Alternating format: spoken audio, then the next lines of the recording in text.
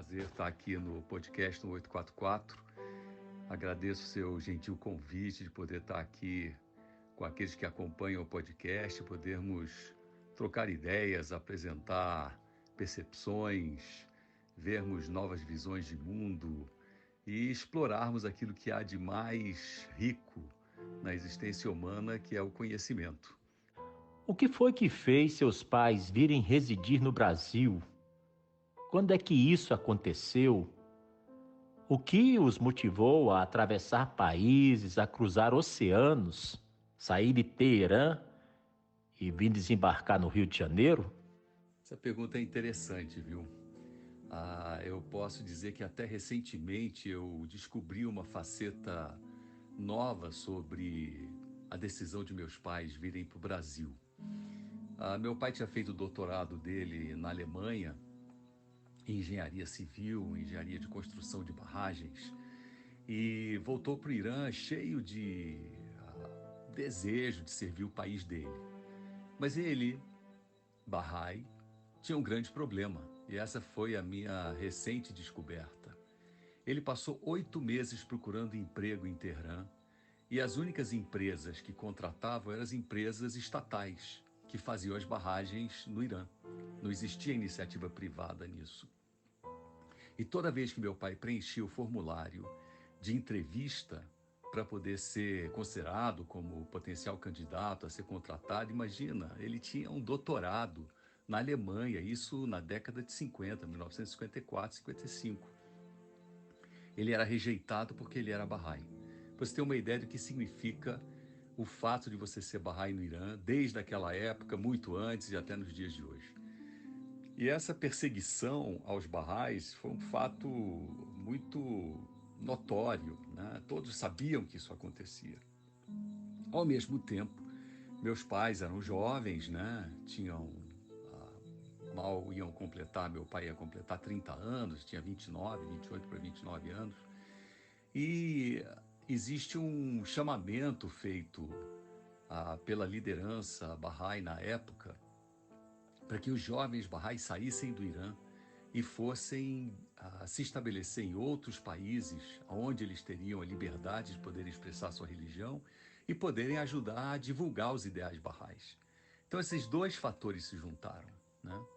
Meu pai, de um lado, triste pelo fato de ser perseguido e ser rejeitado pelo fato de ser Bahá'í e não conseguir emprego, e de outro lado, esse chamamento que deixou ele e minha mãe com os olhos brilhando. Eu tinha uma irmã já nascida, minha irmã Aida, a irmã mais velha. Eles decidem então sair do Irã. E a decisão era de ir ao primeiro país na América do Sul que lhes concedesse o visto. Eles buscaram o visto na Argentina, era a preferência do meu pai. Demorou um pouco, o Brasil marcou o gol primeiro, e eles conseguiram o visto. Semanas depois do visto brasileiro ser concedido, apareceu o visto argentino. Mas aí meu pai disse, não, nós já decidimos ir para o Brasil, é para o Brasil que vamos.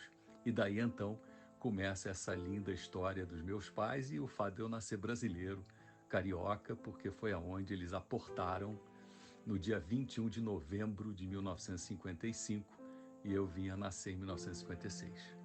De suas lembranças de infância, Irati, como é que você guarda na memória aqueles primeiros anos que teriam sido para seus pais um casal de jovens iranianos, ainda na faixa dos 30 anos de idade, e com 2 filhos pequenos, tentando se adaptar a um país tão diverso do seu, uma cultura tão díspare, língua, costumes e até culinária, bem diferentes mesmo.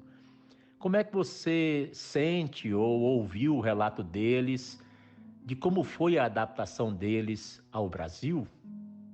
Na verdade, tudo que eu sei sobre a história deles, né, os anos iniciais de adaptação, são histórias que foram contadas. Tem muitos relatos hilários, onde a cultura brasileira, e principalmente a cultura carioca, né, se fazia muito presente. Eles não conheciam, tinham um total desconhecimento dos aspectos culturais brasileiros e cariocas, né? A língua era uma coisa muito difícil para eles. Eles vieram ao Brasil, eles sabiam um pouco de inglês, bastante alemão, afinal meu pai fez doutorado lá e minha mãe estudou Belas Artes na faculdade lá também, enquanto meu pai cumpria o doutorado dele. Enfim, a língua era um grande problema, né? Então, um dos fatos assim mais pitorescos e hilários dessa fase de adaptação foi quando meus pais se estabelecem, então, num apartamento na rua Saferreira, número 204, no bairro de Copacabana, né? Era um prédio quase que recém-construído, né? E eles decidem convidar todos os moradores para um jantar, para poderem se apresentar, se conhecer.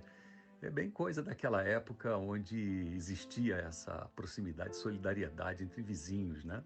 Os vizinhos todos vêm, um jantar, minha mãe certamente fez um jantar de comida persa muito bom e tal. E a conversa vai, conversa vem, acaba o jantar, todo mundo termina e tal, então eles levantam, dizendo que tem que ir embora, e fica todo mundo amontoado à porta, né? E meu pai e minha mãe sem entender por que essas pessoas não abriam a porta e iam embora.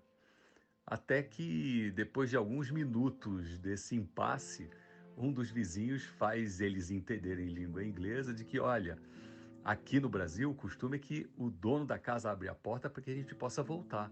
Se nós abrirmos a porta, é não somente uma desfeita, mas também reza a lenda que nós não voltaremos e nós queremos voltar a vê-los, né? Foi aí o primeiro aprendizado de que você abre a porta da casa para que o seu convidado saia, senão ele não sai.